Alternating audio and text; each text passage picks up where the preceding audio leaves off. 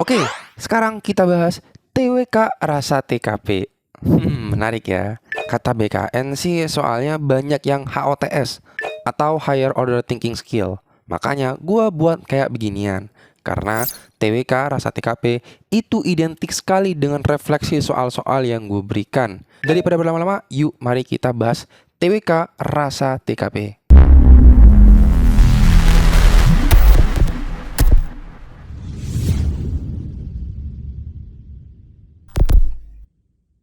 Pertama, lembaga pendidikan khususnya perguruan tinggi terlebih yang berbasis agama kini mulai menjadi sasaran kecurigaan masyarakat. Misalnya kasus bom pipa yang akan dilakukan oleh Pepi Fernando, alumnus dari IAIN.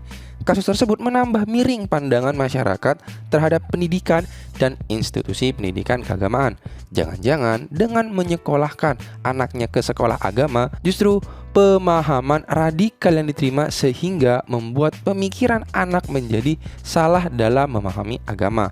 Wacana di atas menjelaskan tentang dampak terorisme di bidang A. Pertahanan keamanan nasional, B. Politik, C. Ekonomi, D. Pendidikan, E. Sosial kemasyarakatan.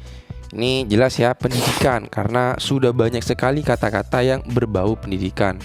Lu bisa lihat di sini nih. Nah, di sini ada pendidikan, terus alumnus IAIN yang sebenarnya bervariasi dengan pendidikan. Terus lagi pendidikan agama nih, institusi pendidikan agama, terus sekolah agama. Nah, ini sudah sangat jelas bahwa jawabannya itu pendidikan, bro. Yaitu D nih. Di sini.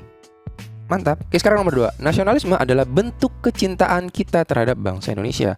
Namun, dalam mengaplikasikannya pasti saja terdapat masalah dari zaman ke zaman. Permasalahan yang paling kompleks yang dirasakan oleh Indonesia yang dapat mengakibatkan berkurangnya semangat nasionalisme adalah A. Kurang tegasnya penegak hukum, B. Berkembangnya teknologi yang semakin maju menyebabkan terpuruknya kebudayaan Indonesia, C. Berselisihnya masyarakat mengenai ideologi dan politik, D. Rendahnya kesadaran gotong royong, E. Kurang percaya terhadap pemerintah.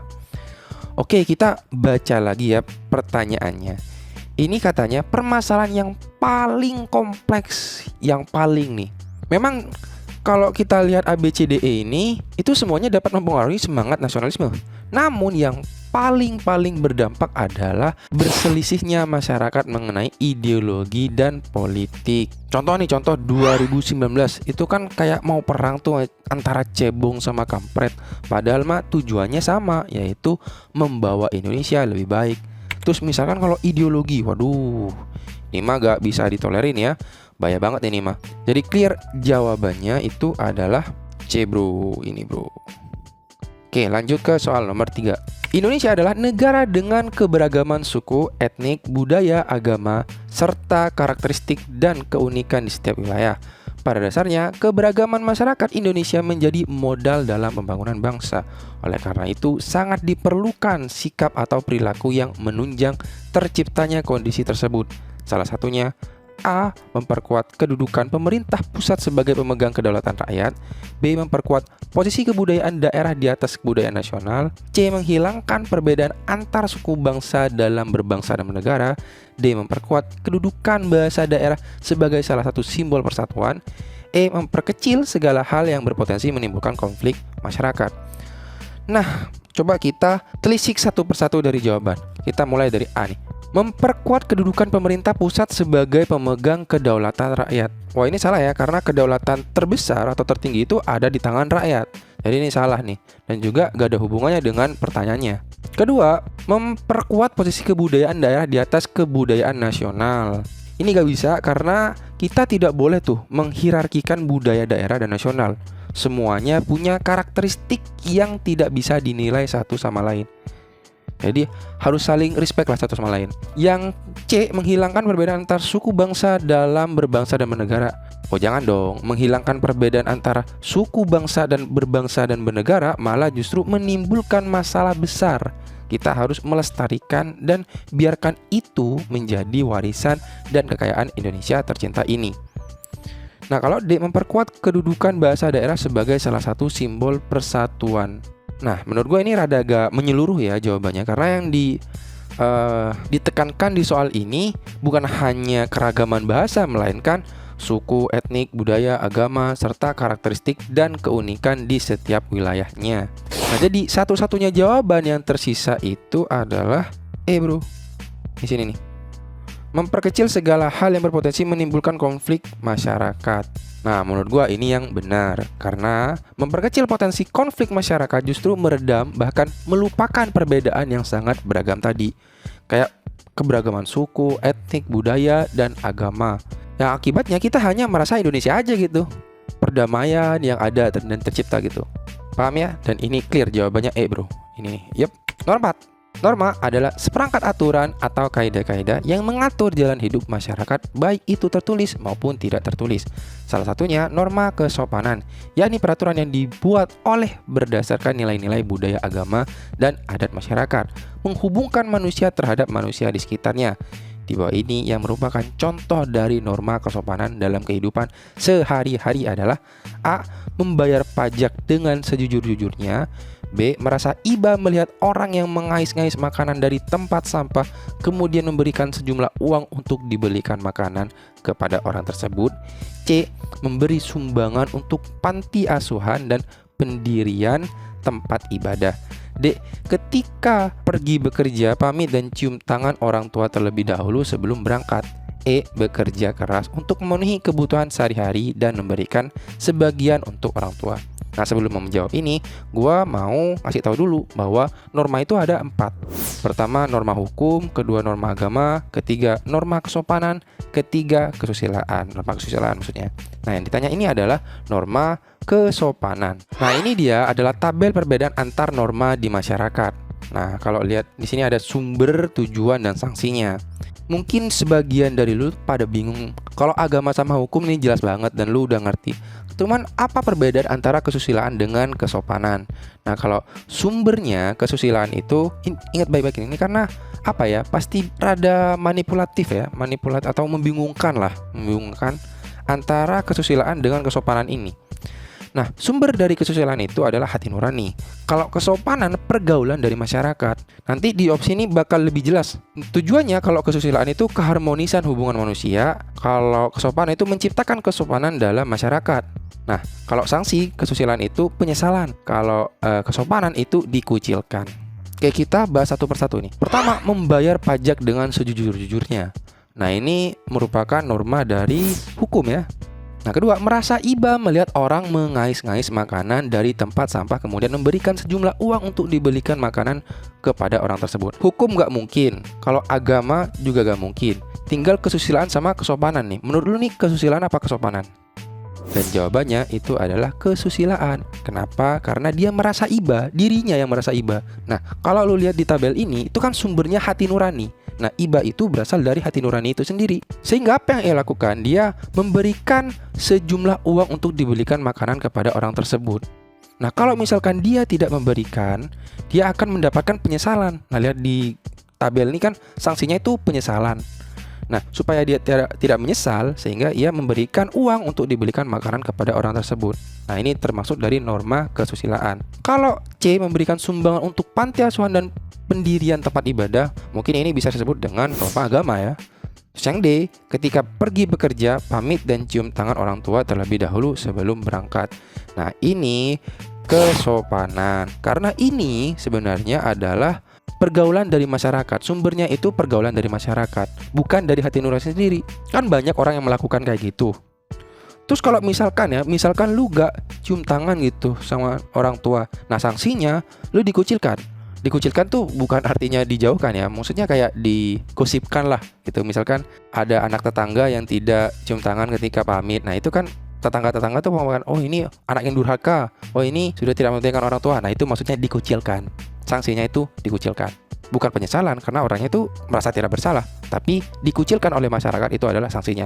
Makanya ini yang D ini merupakan kesopanan, lebih tepatnya itu kesopanan. Nah, yang E, bekerja keras untuk memenuhi kebutuhan sehari-hari dan memberikan sebagian untuk orang tua. Nah, ini sebenarnya gak nyambung ya, gak nyambung sama norma. Ini ya cuman bekerja keras aja gitu. Nah, sekarang lanjut nomor 5. Radikalisme adalah sebuah paham yang berkonotasi negatif. Berkonotasi itu artinya cenderung ke negatif, yang terlihat dari beberapa tindakan berikut kecuali. Ini ada kata kecualinya nih. A. Memaksakan pendapat dengan cara inkonstitusional. Ini jelas radikal ya. Kedua, mobilisasi massa untuk kepentingan tertentu yang berujung konflik. Radikal juga. Yang C. Bertindak anarkis atas nama agama tertentu terhadap kelompok tertentu. Wah, bertingkat anarkis katanya. Ini jelas radikal ya. Terus D. Menuntut perubahan secara drastis. Wow, menuntut nih. Serta menggunakan kekerasan. Apalagi menggunakan kekerasan. Jelas radikal. Yang E. Menolak adanya perbedaan pilihan dalam kontestasi politik. Nah, ini jelas nasionalisme. Ini bahkan untuk menyatukan, sehingga perbedaan pilihan itu harus ditolak. Kita harus sama lah, intinya gitu. Oke, jadi ini jawabannya E ya. Ini nih, E bro. Menolak adanya perbedaan pilihan dalam kontestasi politik. Gampang. Lanjut sekarang nomor 6. Udin adalah seorang pedagang beras. Ia sudah lama berjualan beras sebagai pemasok selama lebih dari 5 tahun. Ia selalu menjual dengan memasok tiap agen yang ada di daerahnya. Namun pada suatu hari ia pernah ditawari oleh kenalannya bahwa ia bisa mengimpor beras dari negara tetangga dengan harga yang jauh lebih murah. Tetapi Udin tidak tertarik karena ia berpikir selama ini ia masuk dagangan dari petani-petani lokal. Jika ia mengimpor beras, maka petani lokal akan merugi karena tidak ada yang membeli beras mereka. Hal yang dilakukan Udin merupakan pengamalan Pancasila, tepatnya Pancasila keberapa? Apakah ke-1, ke-2, ke-3, ke-4, ke-5? Nah, kuncinya sebenarnya ada di sini, bro. Ia bisa mengimpor nih beras dari negara tetangga dengan harga yang jauh lebih murah. Tetapi Udin tidak tertarik karena ia berpikir selama ia memasok dagangan dari petani-petani lokal. Kuncinya ada di sini.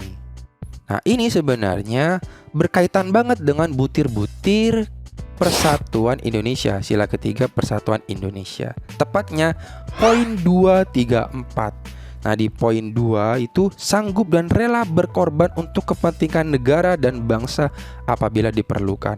Nah, si Udin ini rela ya, walaupun di negara tetangga itu bisa mengimpor dengan harga jauh lebih murah daripada stok yang ada di daerahnya, tapi dia memilih petani-petani. Dia rela rugi untuk menyejahterakan petani lokal. Terus yang poin 3, mengembangkan rasa cinta kepada tanah air dan bangsa. Nah, ini udah jelas banget, dia mengembangkan rasa cinta kepada petani-petani lokal. Terus keempat itu mengembangkan rasa kebanggaan berkebangsaan dan bertanah air Indonesia. Ini sudah jelas juga. Jadi jawabannya itu ya C, bro. Persatuan Indonesia. Tepatnya di poin 2, 3, dan 4. Selanjutnya, nomor 7. Nasionalisme merupakan suatu paham kebangsaan yang mana masyarakatnya memiliki kesadaran serta semangat akan cinta tanah air dan juga bangsanya. Hal itu diwujudkan dalam bentuk sikap dan juga tingkah laku dari masyarakat atau individu. Salah satu sikap yang tidak mencerminkan rasa cinta tanah air Indonesia adalah A. Rela berkorban untuk kepentingan bangsa dan negara, cakep. B. Menggunakan bahasa Indonesia dengan baik dan benar, cakep juga. C. Bangga menggunakan produksi dalam negeri, cakep. D. Mendahulukan kepentingan golongan di atas kepentingan bangsa. Wah, ini sikap yang egois ya, egoisme nih. Jadi jawabannya itu D. Mendahulukan kepentingan golongan di atas kepentingan bangsa. Coba kita pastikan yang E. Menyaring pengaruh budaya asing yang masuk. Benar ini, benar. Cinta terhadap tanah air. Nomor 8. Pada bulan Juli, pemerintah Kabupaten Kuningan, Jawa Barat meminta penghentian pendirian makam milik tokoh adat Sunda Wiwitan.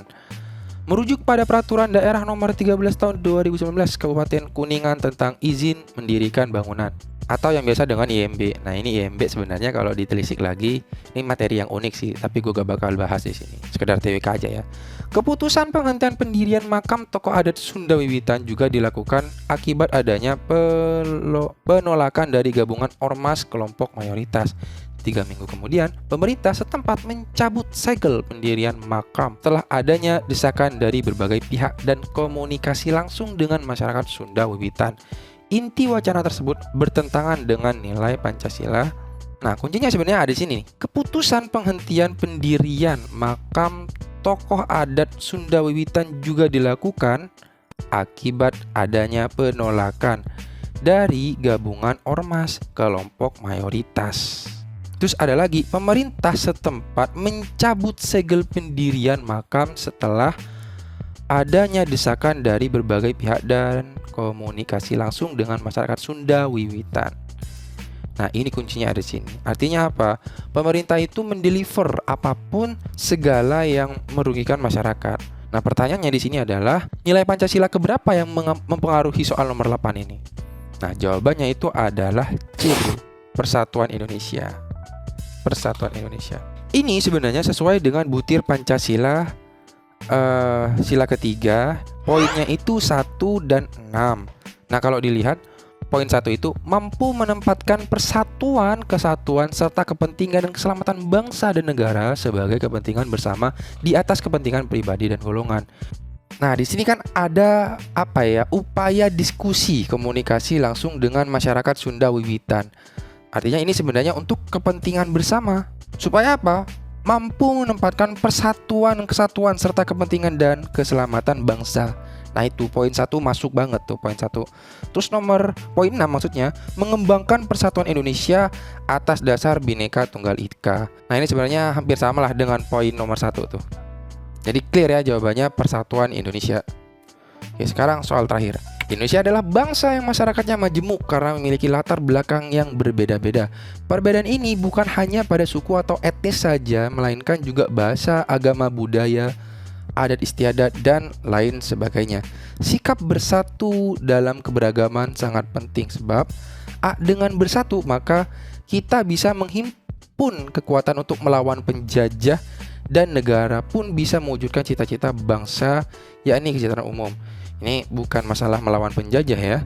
Terus dengan bersatu maka kita menghindari serangan perang dunia, bukan dalam konteks serangan dunia, karena ini hanya menghargai perbedaan bahasa, agama, budaya, adat istiadat dan selainnya. Terus C, dengan bersatu maka kita bisa menghimpun kekuatan untuk melawan penjajah. Konteksnya beda lagi, bukan C berarti ya. Terus D, dengan bersatu maka kita bisa hidup harmonis dalam kerukunan, jauh dari konflik dan dan perpecahan, dan negara pun bisa menghindari konflik internasional. Oke, keep dulu yang D nih. Terus yang E, dengan bersatunya maka kita bisa hidup harmonis dalam kerukunan. Oh, berarti hampir sama nih dengan yang D nih. Jauh dari konflik dan perpecahan, dan negara pun bisa mewujudkan cita-cita bangsa, yakni kesejahteraan umum. Nah, perbedaannya hanya di sini nih. Bisa menghindari konflik internasional dengan bisa mewujudkan cita-cita bangsa, yakni kesejahteraan umum. Nah, jawabannya karena ini adalah permasalahan yang ada di Indonesia. Karena Indonesia itu banyak sekali katanya, majemuk katanya di sini itu. Sehingga menghindari konflik internasional itu nggak masuk akal. Yang akibatnya jawaban yang benar itu yang paling mendekati itu bisa mewujudkan cita-cita bangsa, yakni kesejahteraan umum. Jadi jawabannya E, bro. Nah, ini nih. Yap. Mantap kan? Soal nomor 9. Nah, itulah 9 soal TWK rasa TKP yang kita sudah bahas bersama. Coba komen di bawah lu benar berapa, karena gue pengen tahu seberapa siap lu mengenai SKD ini. Kalau lu mau request soal apa, silakan komen juga di bawah. Nanti kalau gue merasa cocok dan bisa, ya bakal gue buat soalnya. Nah, gue punya soal bonus, silakan komen di bawah juga. Diskusi pun juga boleh.